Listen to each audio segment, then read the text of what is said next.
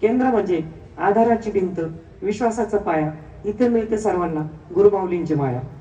केंद्र म्हणजे केंद्रबिंदूच्या भोवती आपण सर्व सेवेकरी असतो आणि आपल्याला आपल्या जीवनाची विस्कटलेली घडी बसवण्याचं ठिकाण म्हणजे केंद्र. आपल्या भरकटलेल्या आयुष्याला दिशा देणारं ठिकाण म्हणजे केंद्र.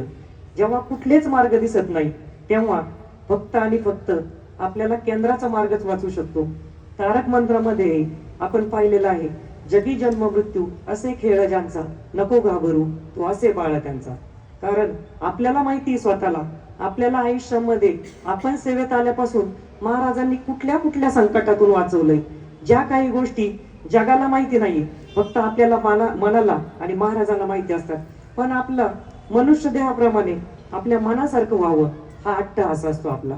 म्हणून इथून पुढे आपण सेवेकरी आहोत, आपल्या महाराजांवर हक्क आहे.